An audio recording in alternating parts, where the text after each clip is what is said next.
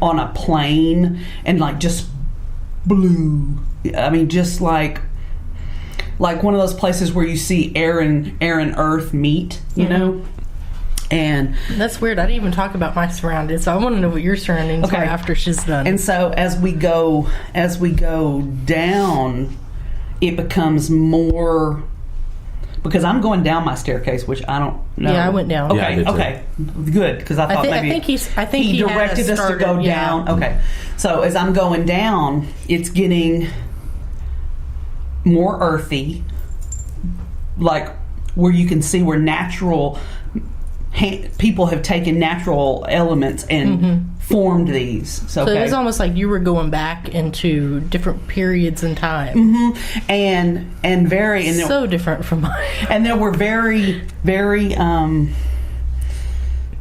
discernible changes, you know, all with very earth, and the elements were very present, like it, and then as it went down, it got to be more lush, and then I just stepped out into this this really teeming meadow. And here's where my theory comes in. I thought it was so interesting that yours was a mysterious spiraling staircase. It was like a black metal spiral staircase, and my surroundings were black nothingness. Right. That's exactly what I thought it would be in my theory. And I'll tell you why. And yours was so perfect. What was your surroundings? Well, when I was at the top of the staircase, it was like this brilliant white light shining out, you know, from my back. Right. And then it was like, as excuse me, as I started walking down the staircase, you know, the light's up here, I'm walking down, so there's no light. And then as the staircase narrowed, and you see, yours had discernible sections. Mine didn't. Mine just gradually went from this beautiful white melded thing to this little bitty rickety ass step. And the surroundings were kind of the same. It was beautiful, big, bright white light, and then black. And as I got farther down, it was kind of like the torch. The bricks of the wall. You know, because they had the stone, big blocks stone block, that gradually came into focus. Like you got to see more came detail. into focus, because it wasn't out of focus. Right. It came into view, though. Right. You could see more detail as you went down. Right. It like narrowed the vision. Right. Almost like someone was turning up a dimmer just ever so slightly.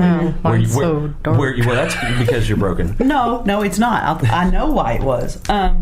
Well, you got us on the hook. She's a little broken, but we all are so deeply. But anyway, so if you look at how we see ourselves and how we interact with the world, it's so like I could have told you what you are all about. The mystery, Amber. You're all about trying to figure out these answers, and the world is this puzzle that you want to take apart and examine, and not just you want to do that like internally, externally, everything. You're a truth seeker, and you're all about, you know, finding out what makes you tick and what makes others tick, and how all of it, the world works together. So that's like it's just so it just boggles my mind. She's also very, I don't want to say utilitarian, but she practical. Yeah, that's probably a better word, and that would explain why her staircase was utilitarian. Yeah, she's very. I mean, she has a resourcefulness and a practicality and a like where we're like the feelings. And Amber's got this big heart, but she's ruled more by logic than either of us will ever be. Oh yes, she is. Except when she's making decisions. Well, she's a woman. Yeah. Duh. But what I'm saying is, like, you know, Amber analyzes, and Amber is always looking for answers and mystery. So I think that's so perfect, because you were going down this spiraling to find these answers and these clues, and the darkness and the light was just around. God, it's just perfect. And then you see yourself as a warrior. That's your mental picture of yourself. And I'm not making fun of that at all. It's true. That's how you see. You fight for the people you love. You fight for what you think is right. You are very much the protector and the warrior, and so I think you were seeing as you developed your sense of who you are, and then of course now as you're getting to this part of your life where you're a little more introspective, because you've always been like feelings and id first, you know, and now you're getting a little more introspective with age. I think that's why it narrowed and became rickety, because we learn and we see that we're not this infallible hero, and that's okay. It doesn't make us any less the warrior in the story. It just makes the story a little more small scale, like, you know what I mean? Like, we're not slaying the world's demons, but that's okay. We're slaying these demons. And so I think it's really, in each one, I think they're how we see ourselves. I'm the ultimate Earth Mother. I mean, I am a nurturer. It's who I am. I'm deeply connected to the world and the elements, and it seems me sound all Wiccan-y and mysticy, and I'm really, I mean, I am, but I'm not. But I'm very, you know, I feel like my purpose is to heal and connect and to feel the roots of things, and that's my gift. And it's, if you really think about it, our staircase is how we see ourselves on the inside, and I think that's really something powerful, and I think it can tell you. That's really cool. I love that. It can tell you so much about yourself. What do you need? What, you know? Well, it depends on how you see yourself. You know, and I think so. I think that bears just a lot of meditation on our own parts, and it can even teach us better how to react with each other and how to love each other. When you love somebody, part of what you do is you give them what they need, you know, and it's sort of like that love languages thing. You have to know, you can say it your way, but they have to be able to interpret it. So I don't know. That's my theory. That's a really good theory. It's funny. I've always loved like the spiral staircases. There was a house for sale in Cersei, and I wanted to buy it just because it had a spiral staircase. Yeah. Well, you know. and we didn't, because it's in Cersei and we're poor. Yeah. Well, but you know, I think that's really neat. I'd love to do it again, all of us, and have Ross be able to do it with someone a tad bit more reputable and less rapey. Because I think we would feel.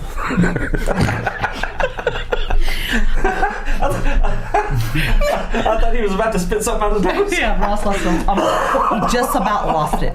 But yeah, I mean, somewhere where we would all feel a little, and I don't want to use this word, but I'm going to safer, you know, because we all are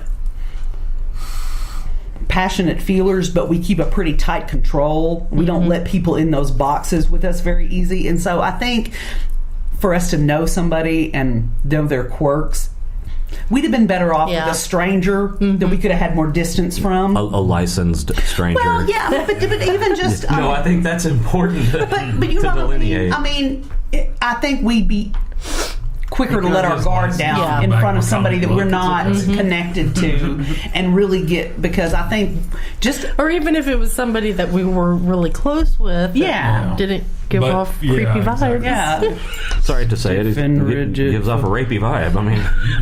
What do you mean? Focus, push, stiff, rigid. I mean, I was kind of afraid he was going to try to touch my naughty bits.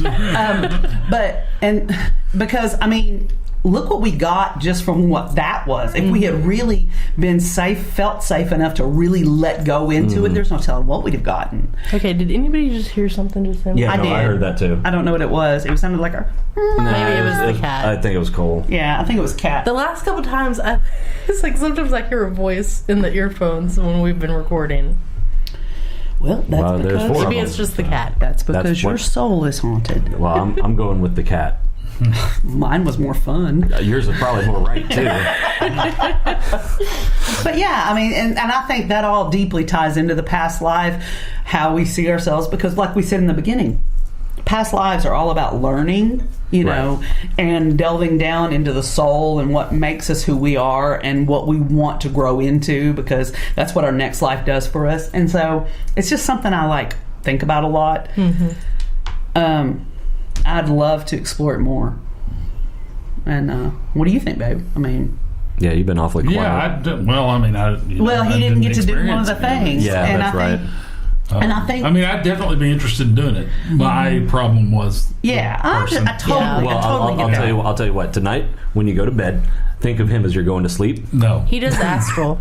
Yeah, no. He can come visit you tonight. He'll do your astral, baby. Yeah. You don't even have to try to convince him to do astral. He will focus and push on your astral. Different rigid. No. Yeah, he don't even have to be drunk. Ross is now in the fetal position. But no, what I was going to say is I think you've changed. You don't even have to wait for your birthday. No. You have changed a lot in the years since we did this. You have grown much more introspective. You were very much, if you remember, this was right after you had your Pacemaker put in. brush with death, and you were pretty closed off and afraid of that. You know, you were not willing to think about It was these all things. really new, too. I mean, we were all new group of people doing this brand new There was weird thing. and All right, you, that makes it sound like we were swingers. We were in a ghost ghost hunting hunting. group. well, but we were exploring all these, and we all are seekers. Everything y'all say now makes it sound like we were swingers. We were It's not the exploring case. each other's. It's like the slinger. Astrals. It's like the slinger commercial. Want to sling tonight? Bring your mother. Oh, Jesus. Have you not seen that one? No. No, I have not. Will she do astral? With her third eye, but I think we've fallen completely. We've had a derailment here. We have derailed.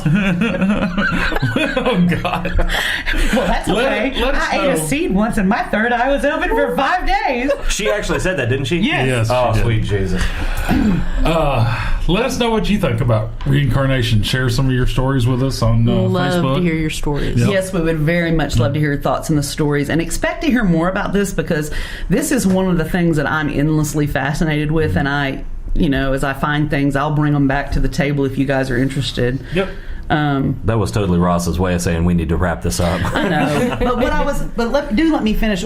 I think you'd be more open to it now, where you were very closed off, like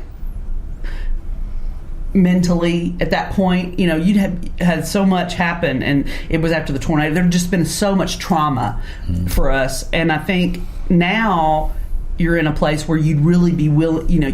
I don't think you could have opened up to it at that time, is I guess what I'm trying to say. Where now I think you could relax and let go into that and not be afraid. Right, right. So yeah, I think we should find a way As long to as do it was this. a different person. We gotta find. I mean, totally. We gotta find someone. Yeah, so if y'all know anybody out Someone there, that you don't mind doing astral with. if anybody out there knows the Central anybody, Arkansas area. yeah, if you know anybody that maybe could do this with us, that sounds weird. Help us explore. No, it's still weird. Anyway, if you know anybody who wants to get all up in our astral business, Jeez. Wow. Well, you just went full right into it. See, I tried. and you're never going to win. Chris and I are always going to go off that. I'm a child 100% of the time. Oh my God. When we have these conference calls and someone says, well, I don't know, I always say, you gonna learn today. And there's always silence on the No, other end. I was so proud of them. One time they actually went, but it was like how certain people No, it laugh was at like shit that's he not always funny. says that. I guess we need to start laughing. Yeah, they were like, we don't know what this means, but he says it a lot. It must mean something to him. Yeah, that was kind of it. And I'm like, all of you are some hateful bitches. Y'all, thank you All for right. letting us talk about this. We've had a great time. This is it. Final thoughts, Brandy. Go. Y'all, just keep your minds open. I think it's a gift to yourself to know yourself internally, to know your soul and how it all works, and just think about it and talk to us about it, because we want to hear all the dirty deets. Yep. But not too dirty, and don't you dare send us wiener pictures. No, I will get so offended. I'll put them on Facebook. Unless you're gonna do it. Bye. Bye. Bye.